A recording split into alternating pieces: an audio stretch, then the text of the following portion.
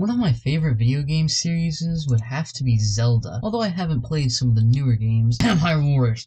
The games that I have played, I really enjoyed. And of all the great things in Zelda, one of the first things that come to mind are all the side quests in the games. Some of these quests are fun, while others, not so much. But in this video, we are going to be talking about some of the good side quests in the franchise, not the bad ones. If you don't know anything about Zelda, then A, you've been living under a rock all your life, or B, you haven't played many good games. But in all seriousness, Zelda's an action-adventure game developed by Nintendo. First game was for the NES, and the series has changed quite a bit since that point. And the addition of more definitive side questing is one of the most notable improvements from then. Whereas in the first game, side questing consisted of just finding a random tree and burning it with a blue candle in order to get a heart container, more modern Zeldas give you substantial content to their side quests. So without further ado, I give you my top 10 Zelda side quests. At number 10, we have the pictograph quests in Wind Waker. Getting the Pictobox in taking pictographs of people around Windfall wasn't necessarily the most fun side quest in the game or in the series in general, but it was definitely memorable just because some of the shots that you had to take to complete this quest could be pretty difficult, honestly. Required some pretty precise timing. The Pictobox itself was a pretty interesting addition to the series, adding a Majora's Mask and carrying into Wind Waker. Even in the HD version of Wind Waker, you can even take selfies with the Pictobox. You can even record some funny or glitchy moments that happen in the game. So maybe you could say that I really dislike the Pictobox as an item, which is true, but the quest that you can do with it is also very fun. For these reasons and more, this quest makes the cut at number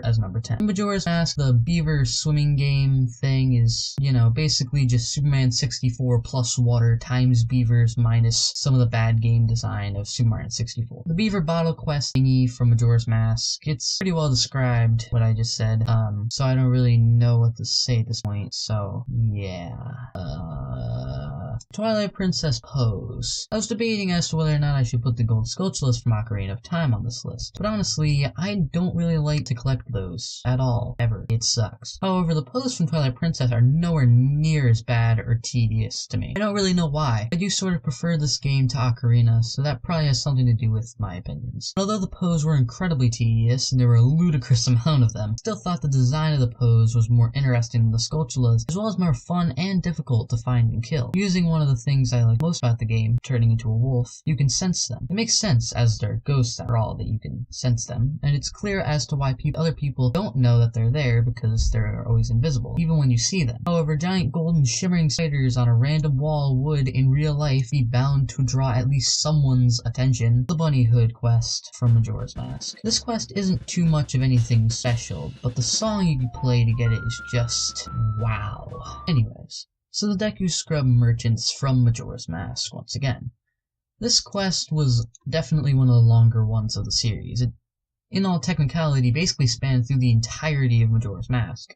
Every one of the 4 main areas had one of these guys, some more well hidden than others, each selling different items which you needed to progress through the quest, being the deeds to the different areas, and all of them helping you achieve that sweet, sweet heart piece that we all know and love. The weird thing is that after the scrub in the secret shop sells you his heart piece, he leaves, no questions asked. Mysterious, yes, but not mysterious enough for me to go into any more depth about for now. The Dying Dekus, as I like to call them, from the Wind Waker. This quest was tedious, stressful, annoying, kind of made you dread having to just play through the game if you were doing it.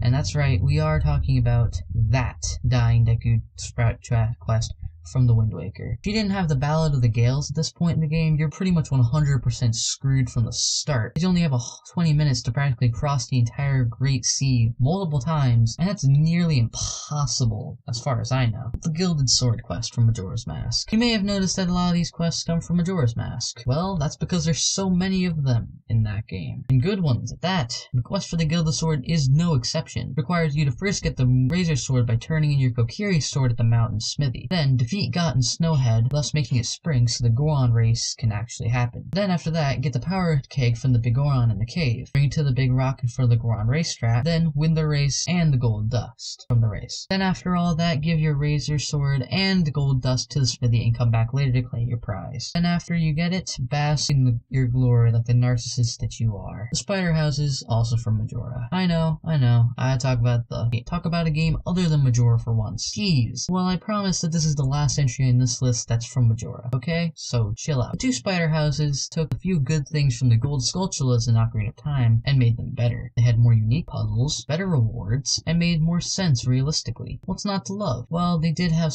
their flaws. Sometimes the puzzles were a little too good. You would get lost with 27 or so of the 30 medallions walking around for 15-20 minutes doing nothing, just because how complex and kind of random-ish some of the puzzles were in the second one. But you know, besides that, it's pretty fun. Biggoron Sword's quest from Ocarina of Time, probably the most well-known quest in any game ever. It's definitely up there. Such a stress-inducing yet rewarding set of tasks, all for a ridiculously overpowered sword. I'll take 50. And at number 1, kind of just seems like a cop-out, but the heartpieces. It does seem a lot like a cop-out, and maybe it sort of is, but the heartpieces, like all of them, are the only quest that's not only in every game, but is also incredibly useful. All of them are equally fun to acquire. Some slightly more fun than others, however, all of them do have some fun, I guess, you know? But it's all up to my opinions, so if you have any different opinions, comment down below. So that's gonna conclude my first video on this new channel and my list of the top 10 side quests in Zelda games. Comment down below what your list would be, and I'll see you all next time. Bye!